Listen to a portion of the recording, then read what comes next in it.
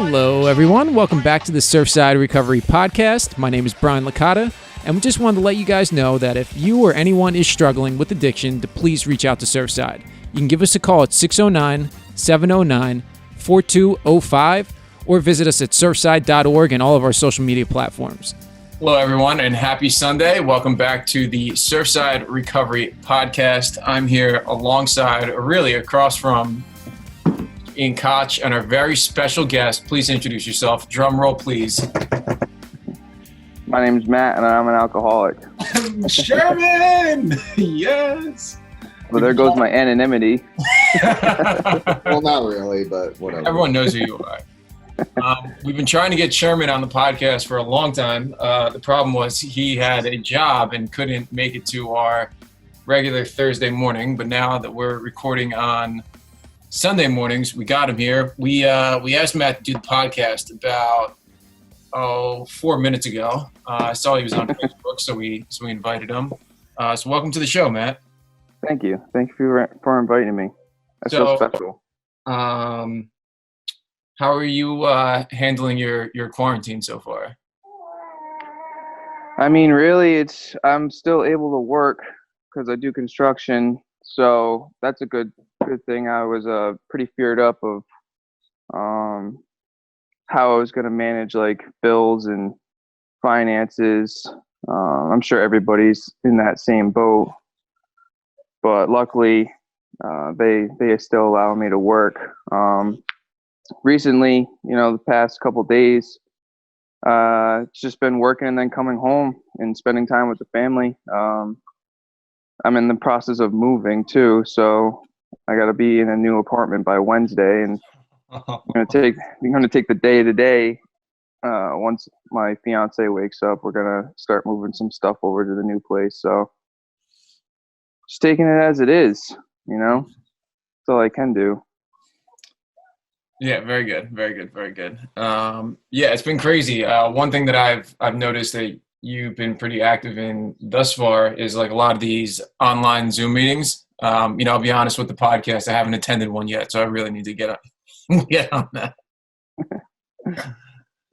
They're good, man. I mean, it's cool because I have a lot of people from like Rhode Island, from down here in Jersey. I have a couple friends up in like Vermont from when I went on the 12-step retreat. So it's good to like connect everybody all in one when they decide to like check out a meeting.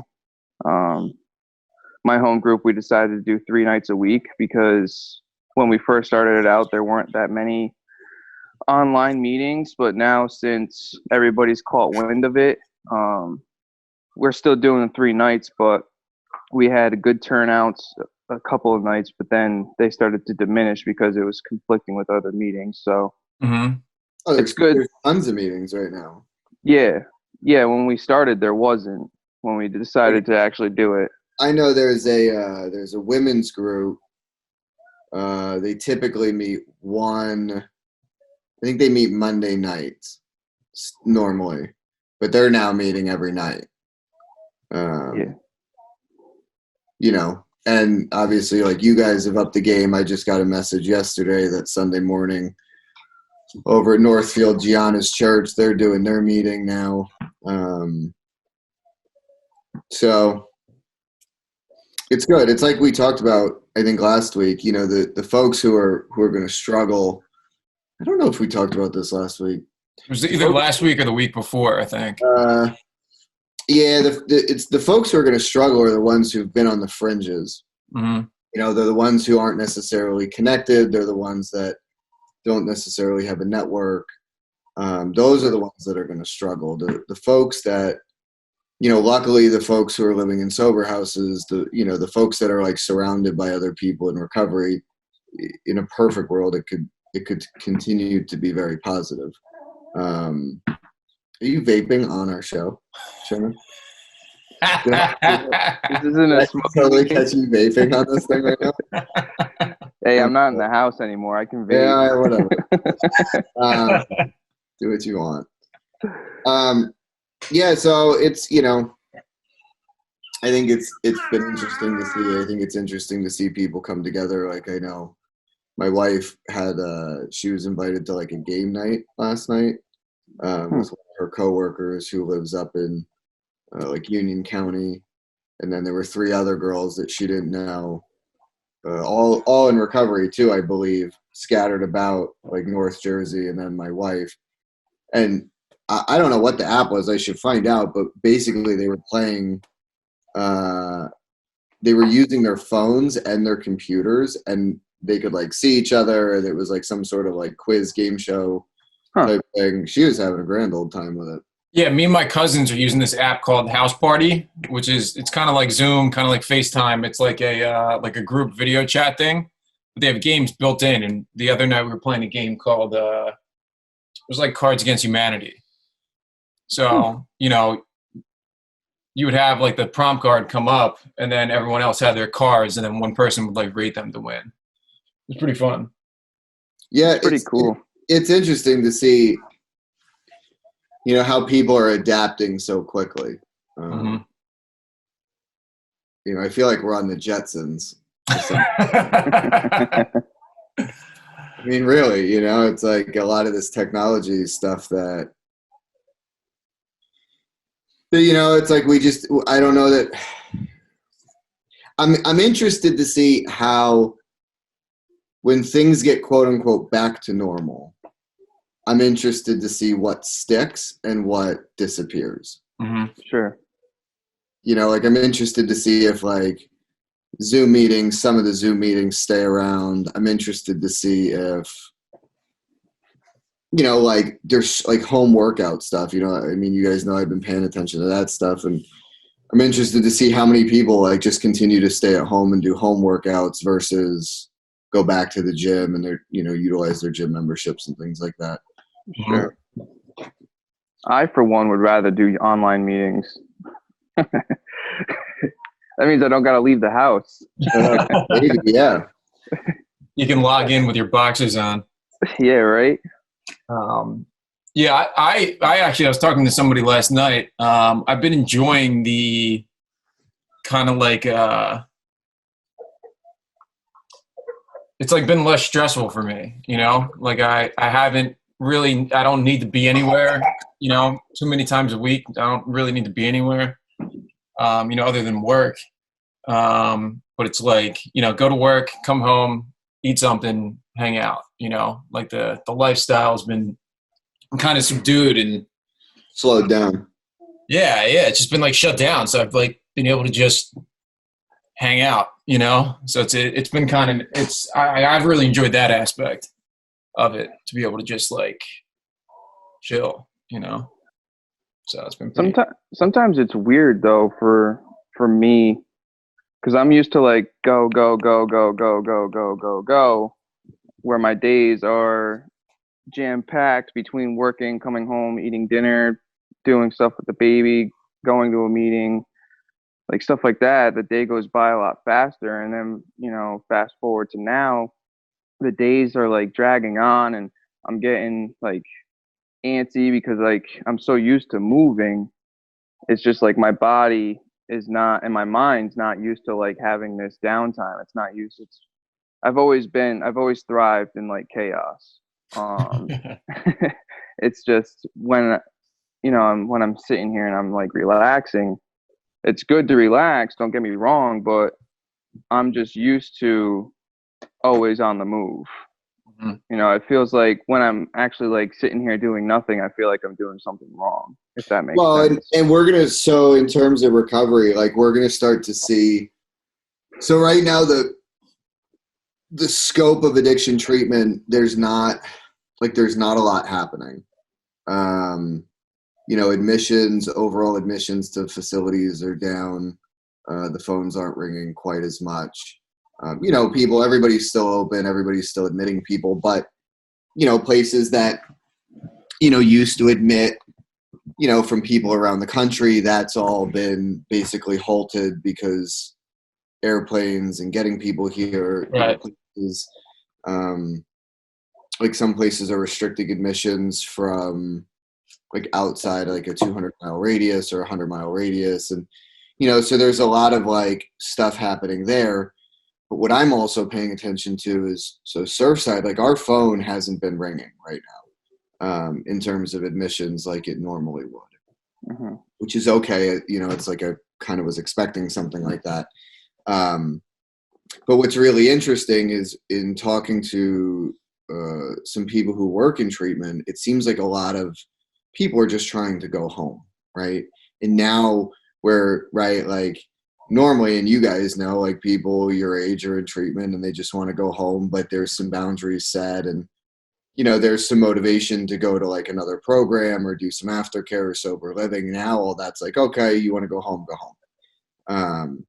Which sucks because basically we're going to see like this whole rebound of relapses go right back to treatment. Sure. As soon as this all blows over. What I'm also concerned about is folks, and not just folks who are early in recovery, but folks who, need to be social, need to be around people, folks who at this point, are getting quarantined and things like that, getting bored and not being able to handle that boredom. Right.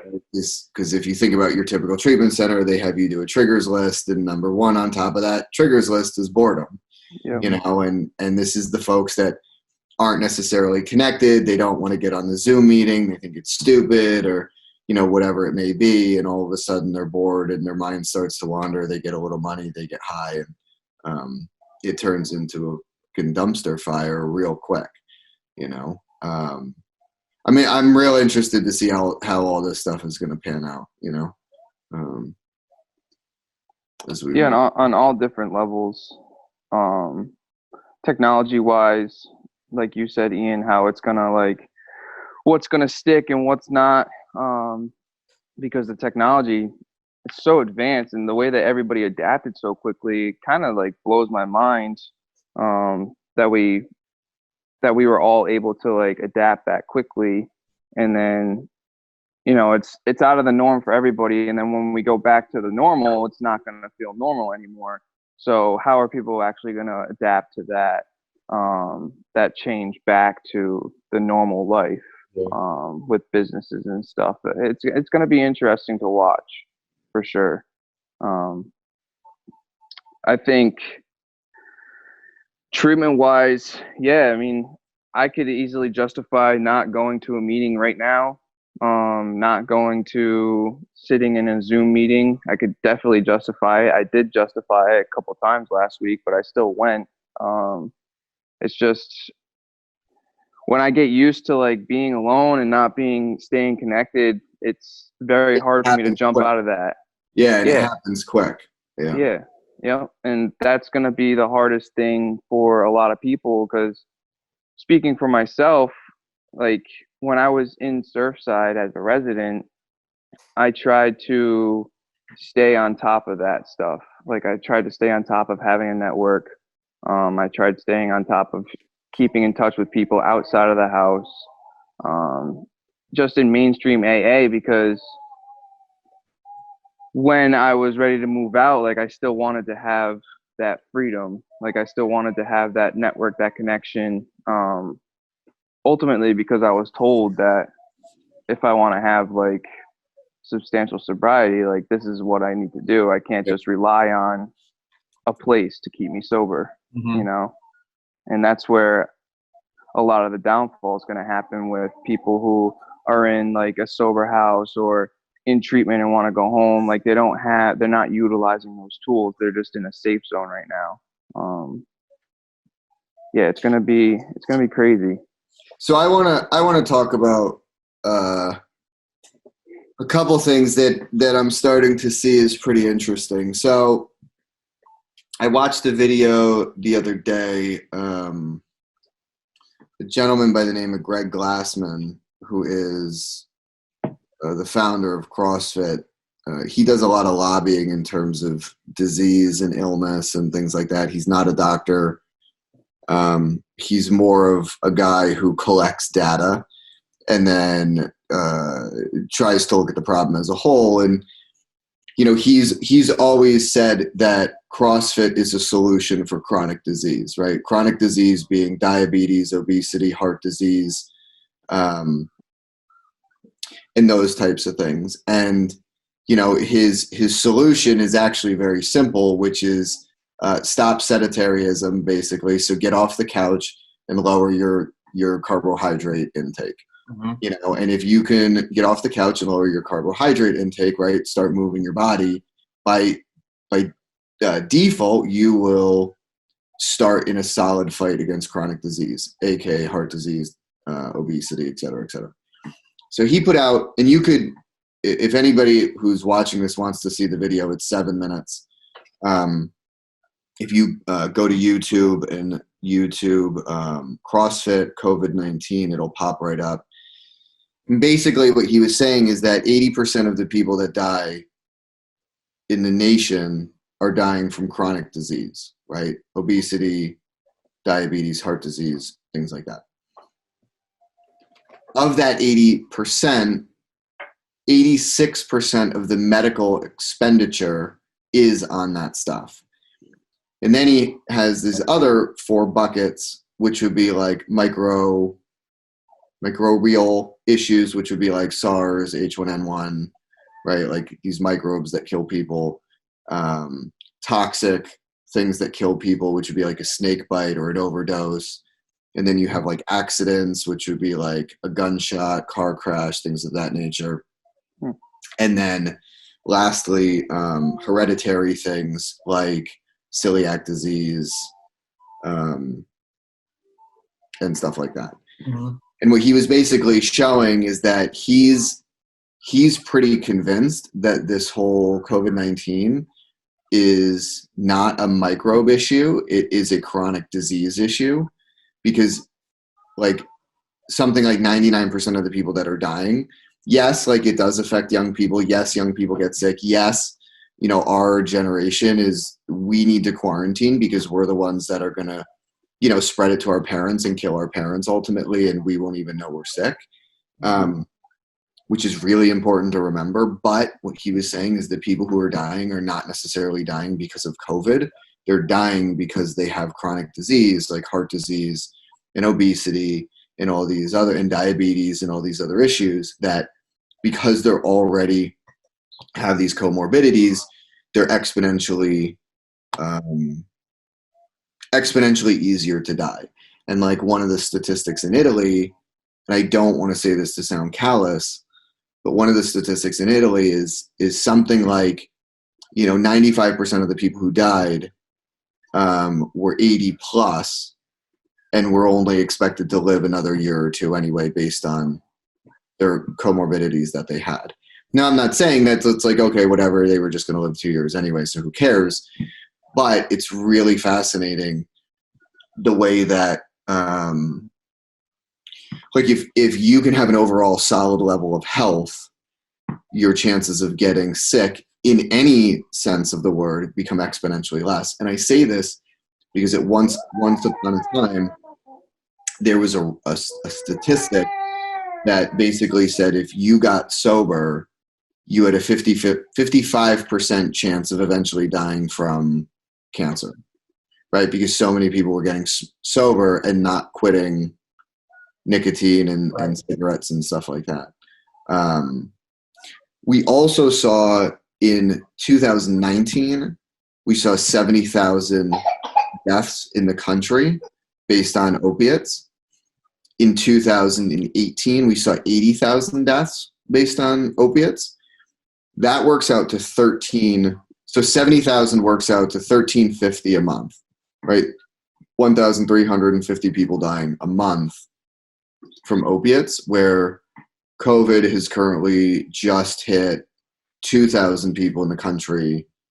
Total, right? Total.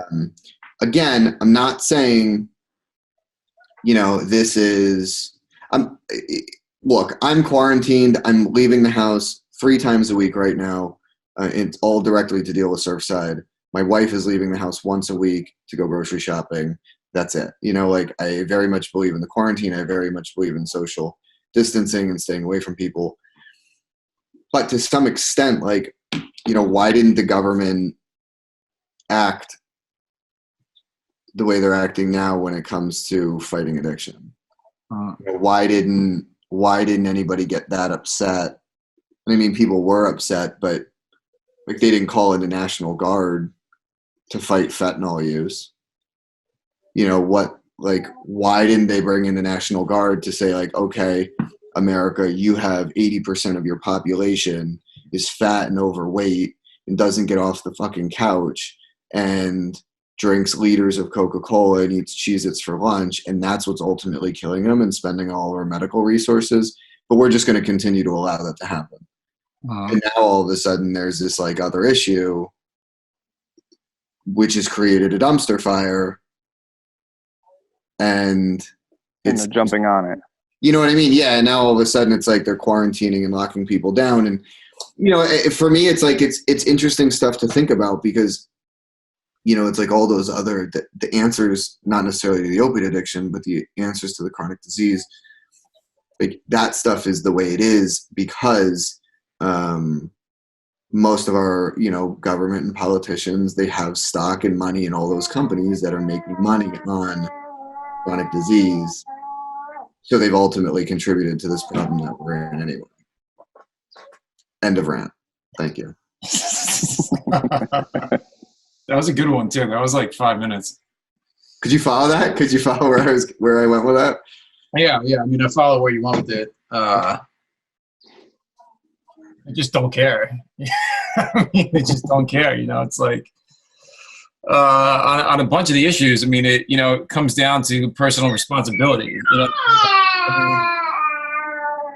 Not mine. Not my child. Not my kid. Little guy on the screen, bro. Bring my kid. You want me to bring him on? Yeah, that's what the people want. I gotta pick him up. So anyway, Brian, what were you saying? Yeah, it's just like people, they don't care. Like it's it comes down to personal responsibility too. Like it's not the government's fault if you're eating like shit. I mean, it can be depending on where you live, like especially places that are, like Atlantic City or Camden or, Baltimore or other cities where there's like these food deserts like that. That comes down to like a legislative issue because, people in those areas can't get access to like good food and, creates like obesity and stuff. Oh, is he wearing a Grateful Dead shirt? Yeah, he is. Well, Jack got him this for his birthday. Of course he did. His birthday. He's not even old yet. He hasn't even had a birthday yet. I think it was like, it might have been for when he was born, honestly. But now he's wearing it because he's so fat. Obesity. Weren't we just talking about obesity? This is it right here.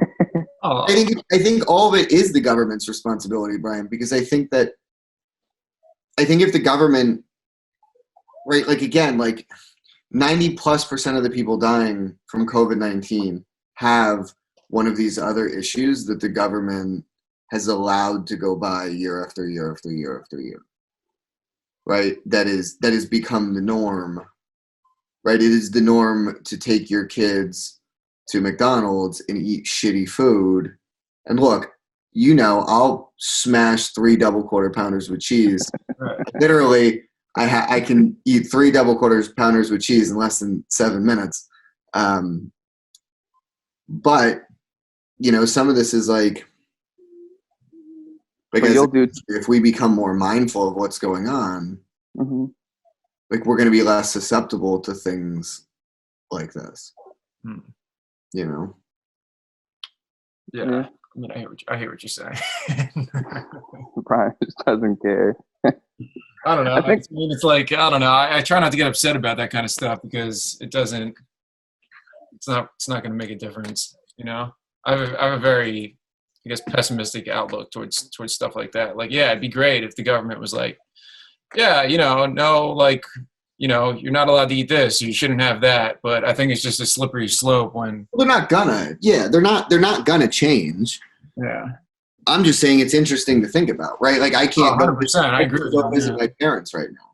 What's that? You know, like, I can't go visit my parents right now. You can't go visit your parents. You know, like, what happens if, like, you're carrying this thing? Like, my mom is super susceptible to dying if she has this. My dad has diabetes, both of them. I mean, my mom's got an autoimmune disease. My dad's got diabetes.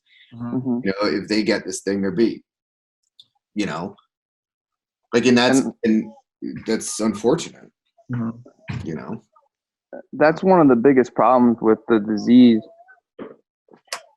It's because people can just walk around and have it, and I think that's why it gets spread so fast. Exactly. Because they don't even have symptoms. They don't get sick. One of my customers' husband is a doctor, and he said that there's more cases out there, but what the news is showing us and what's only getting reported are the severe cases, right? Like, there's people that are just carriers, like you said, that can just walk around, you know, do a transaction at Wawa, give them like money or a card or whatever, even touching the product, and then that's how it gets spread, you know. And we're also, you know, we're going to see, so, you know, the government's talking right now about, like, you know, the expected spike is not going to be for another like 2 to 3 weeks potentially, which is the only reason they're like prepping everybody, which is a bunch of bullshit, because they're going to have more tests online. Like, right now, if I wanted to get tested, if the three of us wanted to get tested, they wouldn't test any of us. All three of us could have it. Right. There's not enough tests to just go around testing people. Right. Yeah. So as they start to bring more tests online, they're going to open up the doors for more people, right, who have lesser symptoms to go get tested, which is by default, they're going to find more positive cases, which is going to spike the numbers. Right. You know, it's like, you know, initially, and I don't know how much you were paying attention to, but 2 weeks ago, you know, when they were reporting cases, it was like, so-and-so, you know, 70 years old, has these other comorbidities. And then, like, very quickly, it was just like 4 more cases in Bergen, you know, 3 cases in Monmouth. And they just skipped all that. And now that's long gone, where they're just reporting on cases and not giving background, which, you know, we've got thousands of cases that would be complicated to give background on every single person. Right. But again, like, you know, I know somebody, I know 2 people who are sick. One was confirmed positive, but they were at the hospital multiple times before, or at least once before they went to a different hospital where they finally got a test. I have another person I know who's sick, and they've told him, he's called the hotline a couple times, and they've told him not, you know, his symptoms aren't bad enough just to pretend he has it, you know. And you know, like, that sucks, because, like, this guy, right, is like, you know, lives with his girlfriend, and, you know, potentially, so they both now have to quarantine, but, like, there's not enough resources. So, like, yes, does he have it? Sure. Has he potentially given it to other people? Absolutely. But is anybody going to be able to get tested? No, because they're not severe. Yeah, I mean, you know, yeah, it's just like a shitty situation is really what it comes down to. Like, like, it's shitty, you know. I don't know. It's like messed up, but I mean, you know, the only benefit from knowing you have it is knowing that you shouldn't go see anybody. Like, even if you get tested positive, you know, it's not like they can really do anything for you. You know, except give you some Tylenol, and you just got to, like, fight through it. Like, there's no vaccine. There's no, you know, there's no medication that can really, you know, cure it. I mean, you can get treated with, like, a ventilator and some Tylenol and stuff like that. But, you know, the only advantage of knowing you have it is knowing that you shouldn't really be around other people, which is kind of why the quarantine thing's so important. But, you know, I've tried to not get, like, too upset with the way, like, the government and stuff is handling it, because it's like an unprecedented thing. Like, how do you prepare for shit like this? You know, there's like a zillion and one things that can go wrong in the world that can be, you know, worldwide crisis.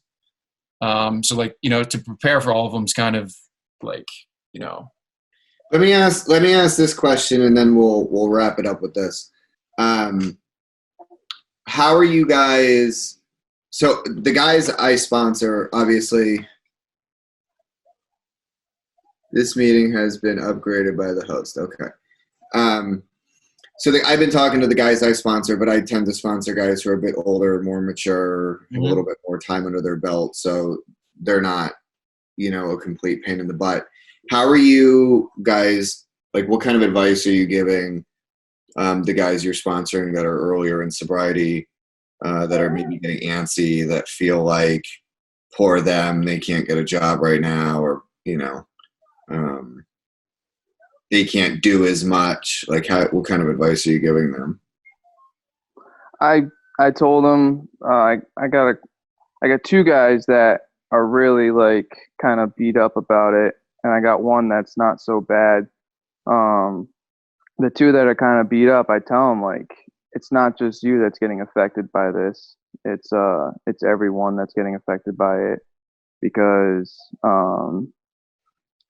they go into like the self-pity role of like, I'm not going to be able to find work, this, that, and the next thing. I'm not able to do this. I'm not able to do that. Blah, blah, blah, blah. And I try to tell them, like, maybe, take the time and just really focus on what you need to do for yourself today.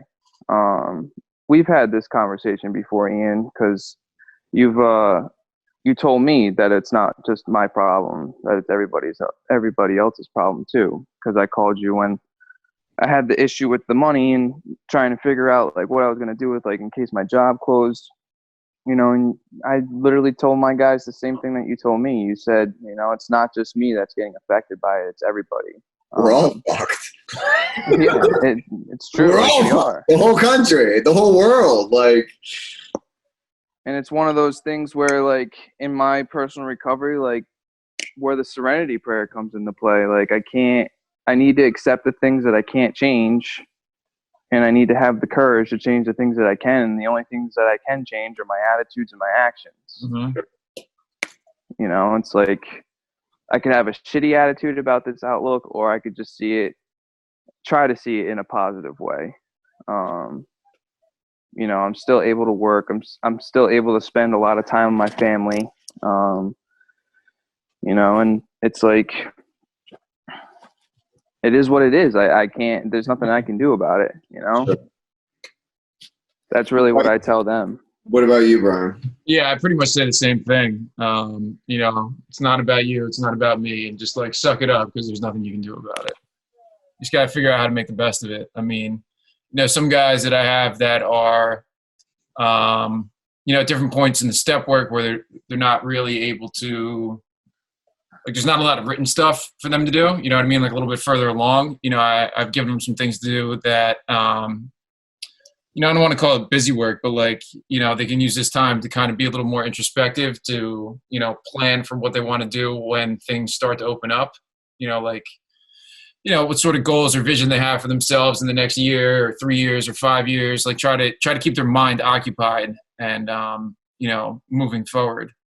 It's a thing that I've tried to do. Like I picked up like a different, side job and part-time work. And I'm trying to stay as busy as I possibly can. I was saying earlier in the podcast that I'm doing less, which is true. But I'm doing less like out in the world and more kind of stuff at home. Sure. So that's kind of the advice I'm giving people, like, clean your room, empty out shit in your closet, do a bunch of stuff around your house or wherever you're living that, always gets put off and put off and put off. And now that you're home, you can do that sort of stuff. And then also like balance it out with some bullshit too. Like there's nothing wrong with playing video games for an hour or, hopping on a phone call like this, or just like, general, for lack of a better term, fucking around for a little while. Yeah. It can do your head good sometimes. It's just like, kind of mess around for a little while. Yeah. And that's what I said earlier. Like, I think some of the guys and girls that are out in sober houses right now, like, they don't necessarily realize how blessed they are, to have they can go isolate in their bedroom and chill for a little while, but they have people where they can watch TV, joke around, play a card game. Yeah, they're probably having a lot of fun. Yeah, more than most. We'll tell you that. Right. They have the ability to get out of themselves. Sure, and help people and, by staying connected with whoever they're living with. So this thing's a big perspective thing. All right, Sherman, before we wrap it up, how do people get access to your home groups meetings and stuff like that? So my home groups meetings is a reoccurring meeting. I have the ID. If you give me 1 second. What's your I'll post it up on Facebook, yeah. You post it on Facebook? Yeah. Okay. Yeah, it's Sundays, Tuesdays, and Thursdays. So we have 3 different formats for each day. On Sundays, it's a step study where I, as the chairperson, will read the book line by line, paragraph by paragraph, and break it down as it fits. And then I'll ask the group if they have any input. Tuesday is a speaker meeting, which is pretty good because last week we had somebody from New York go on, and this Tuesday I'm going to try to get this guy Chris from Rhode Island. I think Ian, you might know him. Oh yeah, I'm going to try to get him to speak on Tuesday, and then Thursday is just like a topic discussion meeting. So I'll give you the number so you can post it. It's at 7:30. Nice. 7:30 all 3 nights. So for the time being, if anybody's out there looking for a meeting and don't know what to do, there's one right there. So they're all there. You just got to look for them. And I will add, your group is an open group. Yes.